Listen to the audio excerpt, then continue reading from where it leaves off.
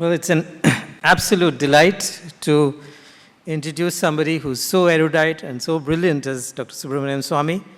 And Moneylifers obviously have a very high regard for him in all his different avatars as India's most independent-minded and outspoken politician, a crusader for probity in public life, a great legal mind who has shown how effectively one can use the justice system to fight in public interest. But what often gets relegated to the background is how brilliant he is as an economist. And he makes a return to this core with his book, Reset, Regaining India's Economic Legacy. Dr. Swamy studied mathematics at Delhi University and did his master's from the Indian Statistical Institute in Calcutta. His PhD in economics was from Harvard University in 1965 under the guidance of Nobel laureate Simon Kuznets. Had he continued in academics, Dr. Swamy could perhaps be a candidate for the Nobel Prize himself. After all, he was one of the 4 favorite students of Paul Samuelson, and 3 of them have won Nobel Prize. And very recently, as you must have read, that when he was in China attending a conference on China's 70 years of communist rule, he was invited there along with another person who was the Nobel laureate, who stood up and said, before I speak, I must first congratulate and acknowledge my debt to my guru, my teacher over here who's sitting, that was Dr. Subramanian Swamy. So Nobel is all around him except he himself not in Nobel. I would like to quote from an obituary he wrote in 2013 when Professor Paul Samuelson passed away. It's an extremely touching and a very humorous episode. He writes, I was already a bit of a sensation in academia because as an MS student at the Indian Statistical Institute, Kolkata, I had published a research paper in the world's then most prestigious journal, Econometrica. That paper demolished P.C. Moulanabis's claim to fame called fractal graphical analysis using integral calculus. Moulanabis was invited by the editor to rebut my criticism, but he had no answer. In an early class of Samuelson, I interrupted his lecture to say, you have one equation wrong, so you will not be able to prove the theorem. There was a stunned silence in the class. Samuelson then walked to where I was seated and glowered. What did you say? I held my ground and I offered to rectify what was a small careless mistake which all geniuses commit on the blackboard in the class. He made me go to the blackboard and write out the correct equation, which I did. He then said, see me after the class.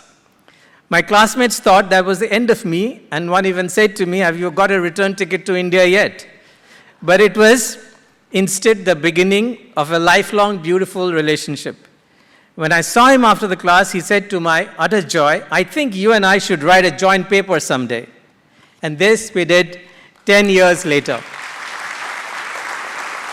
In 1974, Professor Samuelson and Dr. Swamy authored a joint paper titled Invariant Economic Index Numbers and Canonical Duality, Survey and Synthesis, which has formed the basis for theories that points out to difficulties for economists in monitoring monetary policies. This is also known in the world as the famous Samuelson-Swamy theory of index numbers.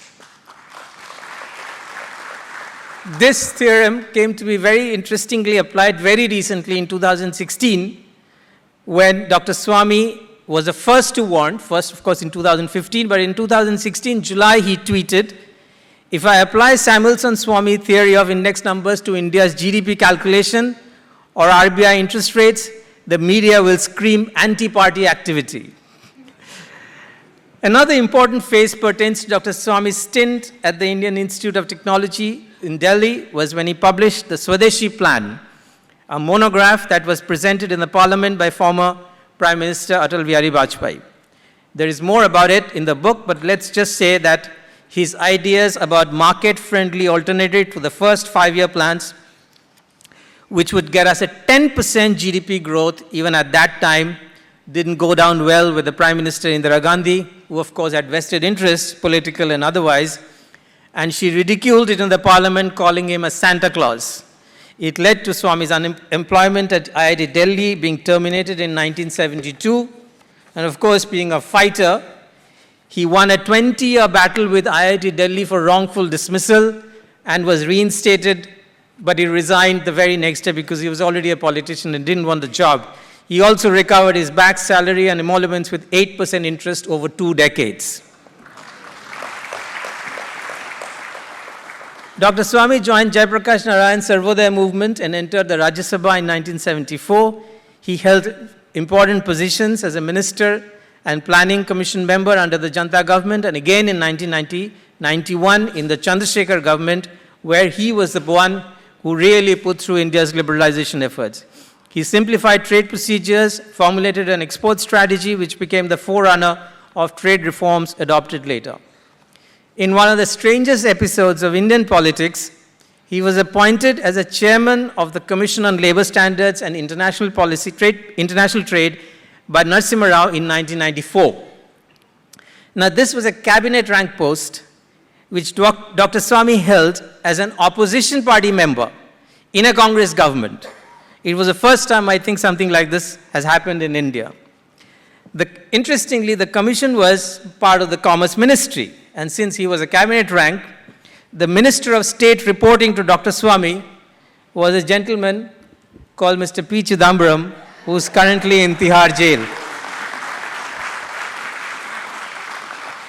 There's lots of such fabulous stories of him, how he came to the parliament, paid his attendance, and he went out as a Sikh back to the US during the emergency. But I will end my introduction with 2 statements of facts. One, he is one of the few, probably one can think of only Manmohan Singh, he's probably one of the few leaders who's never been dragged into any scam, scandals, misdemeanors, transgressions, or any such thing. And that makes him perhaps India's very, very few clean politicians. As I said, apart from Dr. Manmohan Singh, perhaps no one else. 2, it gives him the courage to speak his mind. He has won every single defamation case filed against him till now, and you know how outspoken he is. With these few words, I invite Dr. Swamy to come and share his thoughts on what propelled him to write this book today. Thank you.